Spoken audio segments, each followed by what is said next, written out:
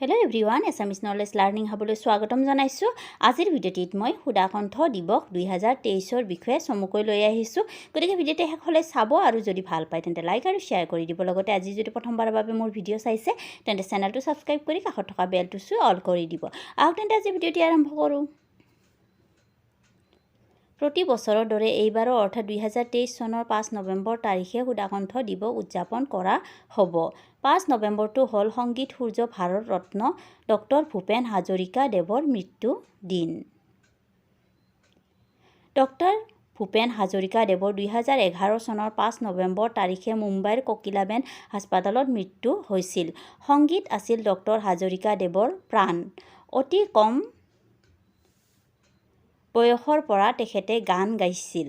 11 বছৰ বয়সত ডক্টৰ ভূপেন হাজৰিকা দেৱে জীৱনৰ প্ৰথমটো গীত কুসুম্বৰ পুত্ৰ ৰচনা কৰিছিল।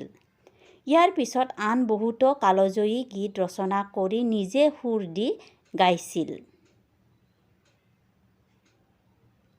ডক্টৰ ভূপেন হাজৰিকা দেৱে ৰচনা কৰা গীতবোৰক ভূপেন্দ্ৰ সংগীত বোলে।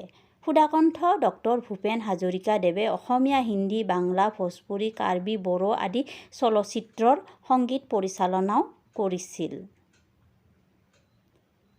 সুদাকণ্ঠ ডক্টৰ ভূপেন হাজৰিকা দেৱ একাধাৰে গায়ক, সুৰকাৰ, গীতিকাৰ, সংগীত পৰিচালক, লেখক, ৰাজনৈতিক নেতা, বিশ্ববিদ্যালয়ৰ অধ্যাপক আছিল। কিন্তু ডক্টৰ হাজৰিকা দেৱ আমাৰ মাজত সংগীতৰ সাধক বা পূজাৰী হিচাপেহে বেছি জনপ্ৰিয়।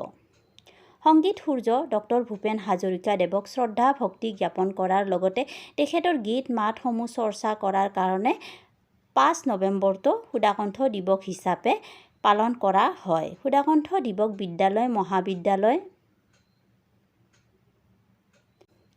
আদিৰ লগতে বিভিন্ন ৰাজহুৱা স্থানত অতি উলহ মালহেৰে উদযাপন কৰা হয়। সেইদিনা ভূপেন্দ্ৰ সংগীতৰ লগতে কুইজ, ৰচনা, চিত্ৰাংকন আদি বিভিন্ন প্ৰতিযোগিতা অনুষ্ঠিত কৰা হয়।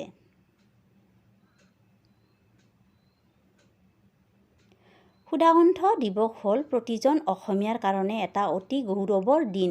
সেইদিনা অসমৰ প্ৰায় সকলো ঠাইতে ভূপেন্দ্ৰ সংগীত বজোৱা হয়। সকলোকে সুদাকণ্ঠ দিৱসৰ বহুত শুভ কামনা জনাই আজিৰ ভিডিঅ'টি সামৰণি মাৰিছোঁ। ভিডিঅ'টি চাই কেনে পালে প্লিজ জনাব আৰু যদি ভাল পাইছে তেন্তে লাইক আৰু শ্বেয়াৰ কৰি দিব। ভিডিঅ'টি চোৱাৰ বাবে বহুত ধন্যবাদ।